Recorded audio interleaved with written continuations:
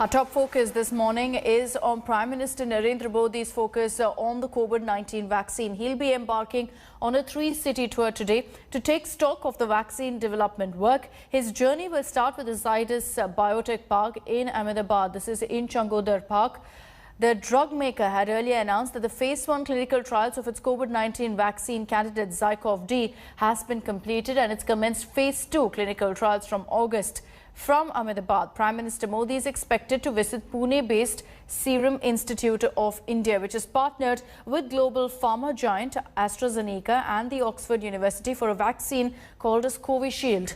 Prime Minister Modi will also speak to Serum's Chief Executive Adar Poonawala and his family members along with scientists at the Serum Institute and review Covishield vaccines production and distribution mechanism. Later in the evening, the Prime Minister will travel to Hyderabad and visit Bharat Biotech, which is working on Covaxin, pitched as India's first indigenous vaccine candidate. In a recent meeting with the chief ministers and other representatives of all states, Prime Minister Modi had said that governments at all levels will have to work together to ensure that the vaccination drive is smooth, systemic and sustained. साथियों, vaccine को लेकर भारत के पास जैसा अनुभव है वो दुनिया के बड़े-बड़े देशों को भी नहीं है। हमारे लिए जितनी जरूरी है स्पीड है, उतनी ही जरूरी है सेफ्टी भी है।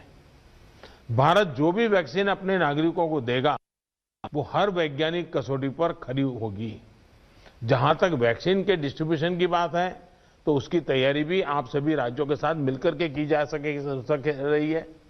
वैक्सीन प्राथमिकता के आधार पर किसे लगाई जाएगी ये राज्यों के साथ मिलकर के एक मोटा-मोटा खाका भी आपके सामने रखा है कि भाई अगर इस प्रकार से WHO ने जो कहा है हम चलते हैं तो अच्छा है, लेकिन फिर भी ये निर्णय तो हम सब मिलकर के ही करेंगे। उनके सुझाव का महत्व इसमें बहुत रहेगा क्योंकि आखिरकार उनको अंदाज है कि उनके राज्य में कैसे होगा।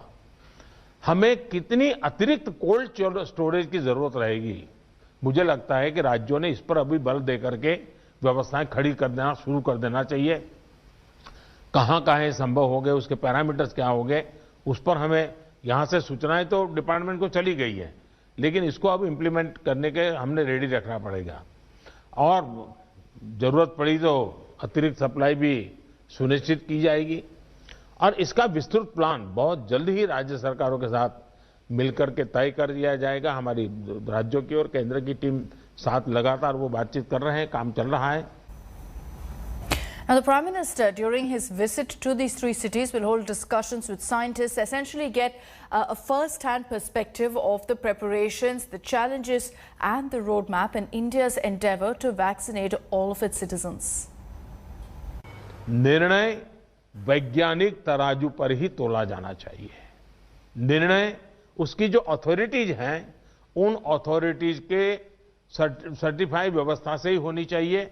हम लोग समाज जीवन की चिंता करते हैं, लेकिन हम सब जानते हैं कि हम कोई वैज्ञानिक नहीं है, हम इसकी एक्सपर्टाइज हमारी नहीं है।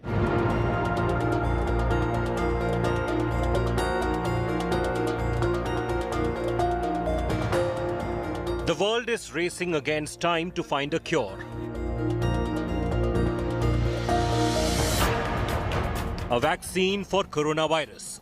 The hunt for the magic bullet is in its last leg. And India has a big role to play in containing the world's worst pandemic in a century. Prime Minister Narendra Modi is embarking on a 3-city tour to take a first-hand account from the scientists who are running vaccine trials. The Prime Minister's first pit stop will be Zydus Cadila Pharmaceuticals Vaccine Development Facility near Ahmedabad. Zydus pharmaceutical છે જે અત્યારે કોરોનાની vaccine બનાવવામાં કામગીરી કરી રહી છે, એનું રિસર્ચની કામગીરી ચાલી રહી છે। પહેલા બીજા તબક્કાના ટ્રાયલ ચાલી રહ્યા છે। આ કામગીરીને જોવા માટે લગભગ 2 કલાકનો સમય કાઢી અને સ્પેશિયલ એક જ કામ માટે અમદાવાદ આવવાના છે। Prime Minister Modi will then head for Pune, where he will visit the Serum Institute of India, which has partnered with AstraZeneca and the Oxford University for developing COVID-19 vaccine. Prime Minister will also visit Hyderabad's Bharat Biotech, which is working on the India-made Covaxin. 3 vaccines are already in trial stage in India. The Oxford University vaccine is in its phase 2-3 trial here. India's own Covaxin is undergoing phase 3 human clinical trials at the AIIMS in Delhi. The Zydus has conducted phase 2 trials and the results are awaited. हमने यहाँ vaccination का काम कल से start कर दिया है। हमारे पास काफी वॉलंटियर्स इंक्वायरी के लिए आते हैं और इसमें से हमने कल 5 लोगों को ये वैक्सीनेट कर दिया है और अभी तक उनके यहाँ से कोई ऐसा कॉल नहीं आया है कि उनको कोई मुश्किल पड़ी हो, कोई तकलीफ हो, कोई हेल्थ इश्यू हो। Meanwhile, the vaccine is playing out in politics. After Bihar, the BJP has promised free coronavirus vaccine in its Hyderabad civic polls campaign. Bengal Chief Minister Mamata Banerjee has accused the centre of making tall claims and doing little for the much-needed vaccine.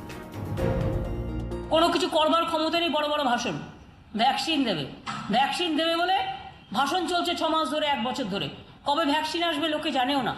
তাও তো এই পরিস্থিতির মধ্যে আমরা এগুলো নিয়ে রাজনীতি করি না। Though many COVID-19 vaccines are in their final stages, it will be long before it reaches the public. First, the vaccine would be cleared for emergency use among health workers. Till then, the world will have to hide behind the mask to escape the virus. With Gopi Manyar, Bureau Report, India Today. Let's also get you all the updates you need to know on the farmers' protest in the national capital. They continue to be on warpath against the 3 farm laws passed by the centre. Thousands of protesting farmers entered Delhi last evening after clashes with police at Tikri border near the Delhi-Bahadurgarh highway and Singhu border in Delhi. They've now been allowed to protest at the Burari ground in Delhi. However, thousands of other farmers, they're still stuck at the Delhi-Haryana-Singhu border as they're not willing to go to the Burari ground. They instead demand that they be allowed to go to Jantar Mantar or Ramlila Maidan for their protest. Leaders of farmer unions are set to meet at 8 a.m. to decide whether to continue their protest at Singhu border or whether they should move to the Burari ground in Delhi. Further showdown is expected as farmers from Uttar Pradesh and Rajasthan are also now making their way to the national capital. The Modi government has appealed to farmers to end their stir, inviting them for talks on December 3rd.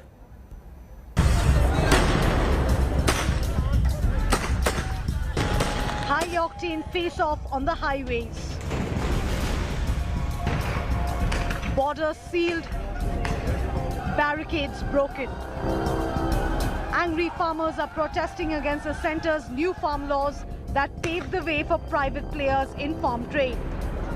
Their call is Dilli Chalo. The farmers were halted at the Sindhu border where they came face to face with the police. किसानों और police में एक बार फिर से टकराव हुआ है। आप देख सकते हैं कि जो पुलिस ने बैरिकेडिंग की थी उसके पास तक काफी तादाद में किसान यहां पर आ गए थे और पुलिस ने उनको पीछे हटाने के लिए टीयर गैस छोड़ी है। एक बार फिर से आंसू गैस के गोले छोड़े हैं और यहां पर आप देख सकते हैं कि जो बैरिकेडिंग थी वो भी यहां से हटा दी गई है और ये किसान बिल्कुल पुलिस के पास में पहुंच गए हैं। Police fired tear gas and water cannons to control the marching farmers. The farmers have retreated to some extent and they are still standing there, but they are opposing the tear gas shelling that the police has resorted to now. Almost 12 rounds of tear gas shells fired here right now, and that is what has contained the crowd at this point of time. The protest was not just limited to Haryana and Punjab. They have now spread to Uttar Pradesh. Farmers have hit the highway from Meerut heading to Delhi. Protesting farmers are on roads everywhere, and even in western UP, which is considered as one of the stronghold of farmers, the farmers are on roads here as well. I can show you how the tractors are standing on the road. This is a national highway which connects Muzaffarnagar to Meerut and then to Delhi. This highway has been blocked right now. Delhi police have denied the farmers the permission to protest. They have urged the state government to turn the 9 stadiums in the capital into jails. But the Arvind Kejriwal government has rejected police's demands and defended the farmers' right to protest. The Narendra Modi government has meanwhile offered fresh talks with farmers, even as the Congress accused the government of ignoring farmers' concerns. आंदोलन करना व्यक्ति का अधिकार तो है, लेकिन आंदोलन से ही रास्ता नहीं निकलता। हमेशा चर्चा और संवाद से रास्ता निकलता है। मेरे तरफ से किसानों को 3 दिसंबर का निमंत्रण गया है। अभी उस पर कोई रिस्पांस नहीं आया है। जब किसान यूनियन को कोई रिस्पांस आएगा तो सरकार उस पर जरूर विचार करेगी। Aren't farmers being attacked? Are they criminals? And what is the use of continuous conversations when the government has no intent to listen to them? Prime Minister must announce suspension of the 3 agrarian laws, constitute a committee headed by himself, call all the farmers' union, talk to them and resolve the matter. Simple. The deal breaker for farmers is a lack of clarity on minimum support price. While the Modi government is assuring MSP will continue, farmers fear that the new laws spell death knell for the tried and tested MSP system. Bureau Report, India Today. Meanwhile, a dhaba at Murthal on Haryana-Delhi border is offering free food to protesting farmers. Here's a ground report.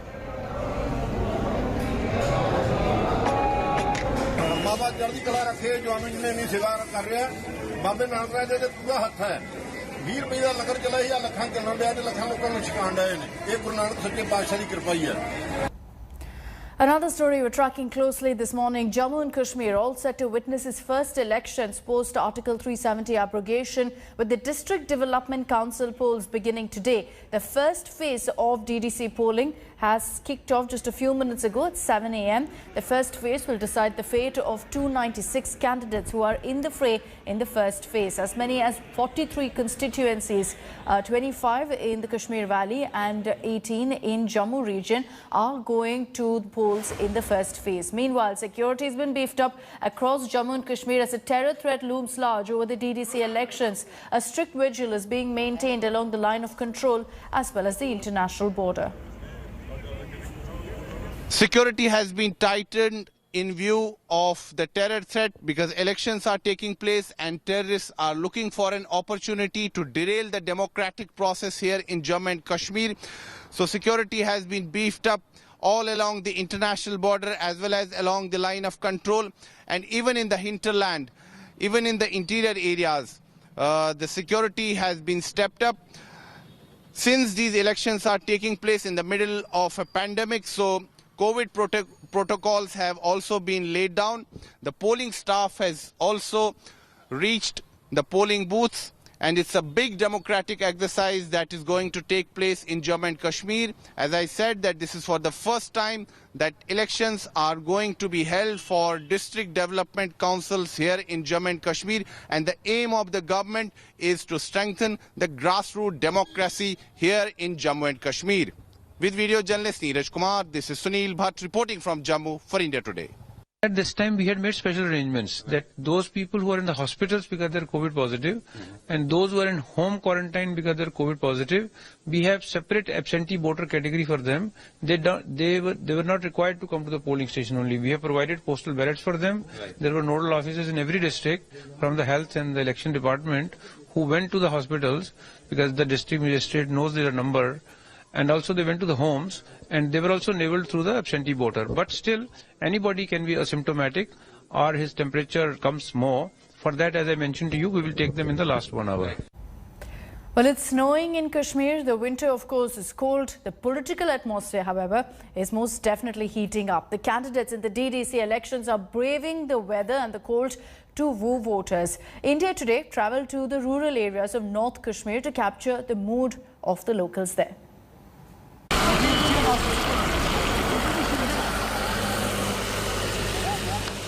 Kashmir under a thick blanket of snow. It's that time of the year when life slows down in the valley. But this time it's different.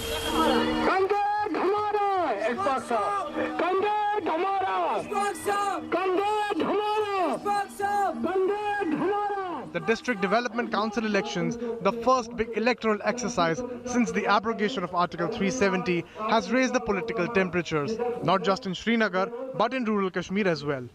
Ishfaq Ahmed from the Apni party is contesting in Tangmarg, a scenic hamlet next to the famous hill station of Gulmarg. The continuous snowfall and the sub-zero temperatures are no deterrent to the seasoned politician. हमारा मुद्दा जो है वो development सिर्फ और सिर्फ development की तरफ है और कोई मुद्दा हमारे पास नहीं है क्योंकि पिछले 6 सालों से हमारी जो कॉन्स्टिट्यूएंसी इग्नोर हुई है because of development. The major political parties of the valley, like the PDP and the National Conference, have formed an alliance in these elections. They claim to be fighting the BJP and its proxies. जो हमारे जद्दोजहद है इस वक्त कि हमारे जो हुकूक है वो हमसे छीने जा रहे हैं, हम पे जो यहाँ पे जो कानून चलाए जा रहे हैं जो हमें कबूल नहीं है, उनके खिलाफ हम ये कैंपेन, चाहे बर्फ हो तोड़े क्यों ना पड़ रहे हो, हमें ये कैंपेन चलानी है. The common man is wondering if the elections will bring any change to their daily lives. हमें उसके साथ काम है जो गांव का विकास करे, लोगों का काम करे. बिल्कुल हम उस तरीके से इसको देख रहे हैं, तरीके से. हमारे इलाके में हर फैसिलिटी आएगी, बिजली की फैसिलिटी आएगी, पानी की फैसिलिटी आएगी, सड़कों की फैसिलिटी आएगी और हर कोई काम होगा. स्कूलों की फैसिलिटी आएगी, स्कूलों में टीचर्स कम है, इंशाल्लाह वो बराबरी होगी, कॉलेज की फैसिलिटी होगी.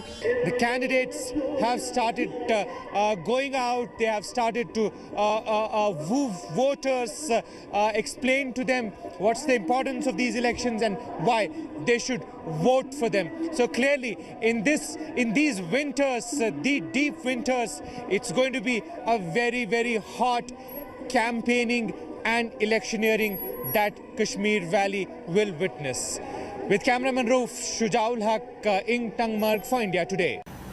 UP Chief Minister Yogi Adityanath all set to campaign for the municipal polls in Hyderabad. The BJP is all ready to muscle its power in the state of Telangana. With the recent victory in the Dubaka by-polls, BJP has already strengthened its ground and its footing in the state. BJP President JP Nadda held a roadshow in Hyderabad on Friday. He said that the KCR regime is all set to come to an end and that the BJP will be in power. Nadda also thanked the people of Hyderabad for supporting Modi's development and ignoring KCR's corruption. Union Home Minister Amit Shah will also be joining BJP's campaign in Hyderabad for the Greater Hyderabad Municipal Corporation polls scheduled to take place on December 1st. Amit Shah will be in Hyderabad tomorrow. Battle for Hyderabad heats up. It's local civic polls, but the high decibel campaign compares with that of a national one. The BJP has deployed its top guns ahead of the voting on December 1st. Party chief JP Nadda entered the poll battlefield on Friday, holding a road show in Chevala ward. इतनी बड़ी संख्या में आप सब आए हैं, ये अपने आप में केसीआर को संदेश दे रहा है कि तुम्हारे जाने की बारी आ गई है और भारतीय जनता पार्टी के आने की बारी आ गई है. Never has Hyderabad seen such an intense campaign for GHMC polls. After Nadda, Uttar Pradesh Chief Minister Yogi Adityanath and Home Minister Amit Shah are next in line to storm TRS turf. अगर गली election में दिल्ली से leader उतर रहे हैं, इसका मतलब है कि उन्होंने हार मान लिया अपना और इसे लड़ाई शुरू होने से पहले ही अपना they have thrown in the towel is what I would like to believe. Away from the poll frenzy, Charminar, kebabs, bakery, bustling markets, this is how Hyderabad looks like. Not only the glasses-made high-rise buildings or the high-tech city, the Hyderabad is much significant for its heritage, iconic, historic, old city. Well, these cavalry are here for the security of the local, and that's the iconic Charminar of the old city, Hyderabad. The Greater Hyderabad Municipal Corporation elections has set the tone not as a local civic election, but as significant as any assembly or even the general elections, because there is a heating temperature amongst the political parties. The local issues seem to concern people more. अच्छा ये बताइए, municipal election में आप vote डालते हैं, यहाँ इतनी गंदगी क्यों है फिर? गंदगी की तो खैर ये तो जमाने से तो ऐसी चाहिए। बहुत सारी जगहों पर देखते हैं ना कैसे दो कम्युनिटी के बीच में लड़ाई होती है। ओल्ड सिटी का जो नेचर है वो क्या है? अल्हम्दुलिल्लाह गंगा जमुना तहजीब है यहाँ पर। हम तो पूरे हिंदू मुसलमान सब मिलजुल के रहते हैं। Be it election or not, every morning Telangana starts with baked pancakes or biscuits with hot served tea. Politics is also on the menu. This election, this seems to be making more headlines, than any other elections. What is the reason that you see? Sir, it's a one subject. People can love and enjoy the political issues, and every day they can see the new issues. Each party can give the new comments to the public. It's a three-way contest between BJP, TRS, and AIMIM. As we move around, we came across some AIMIM supporters. Old city से मंदिर पक्की है। अच्छा, वैसे साहब इनको कोई भी नहीं हरा सकता। The Hyderabad now set the tone for the local municipal election, and perhaps it is bearing a more significance than even assembly poll. So far you have seen only the significance either in the national capital or Mumbai's municipal corporation election. But Hyderabad, the greater Hyderabad municipal corporation election is really making growth, and it is turning interesting every day. Well, of course, for the statements only. But for now, in Hyderabad with Sanjay, this is Ashutosh Mishra reporting for India Today. Australia beat India by 66 runs in the Sydney ODI yesterday to take a 1-0 lead now in the three-match series. Aaron Finch and Steve Smith's ton powered Australia to a mammoth 374 for 6. In reply, despite losing their top 4 cheaply, India managed to get to 308 for 8. Will he feel for it? It seemed like a fresh start for India, returning to international cricket after a gap of over 8 months. But it didn't begin too well for Team India. Flicks it away, that's a boundary for Warner. Oh, he's got hold of that all right. A 156-run stand for the first wicket had put Indians on the back foot early. And it finds the gap. When that partnership finally broke, Steve Smith's counter-attack pushed India further back, with Captain Finch completing a century. And he picks it up beautifully. At least get a couple, but it's the first 100 of the summer. It's the first one for Aaron Finch at the SCG as well, and to 17th. He pays a bit of respect there to Philip Hughes. Beautifully played for the skipper. Maxwell made it worse for India with a 19-ball 45, and their poor fielding only added to their woes. Again inside the boundary, and it's tipped over the boundary for a 6. Smith raced to his century of just 62 deliveries, and by the time he got out, India was staring at a near improbable target of 375. But he's floored right through this innings. India began their run chase well, but it didn't take too long for the Aussies to get their first breakthrough. Oh dear, oh dear, oh dear, that is the first wicket. Virat couldn't capitalise on a reprieve and fell to Josh Hazlewood for just 21. Finch takes the catch. Hazlewood with the biggest wicket in world cricket. Virat Kohli departs. Shreyas Iyer had no clue at all as to what struck him. This one, Carey gets underneath it. Hazlewood has 3. Hardik Pandya and Shikhar Dhawan played well for their respective half-centuries, but once that 128-run stand was broken, it was all over for India. Lines up, just goes. Sports Bureau, India Today. Hi everyone, Preeti Chaudhary here. Hope you like this video. For latest news and analysis, like and subscribe to the India Today YouTube channel. And don't forget to press the bell icon to stay updated. Thank you for watching.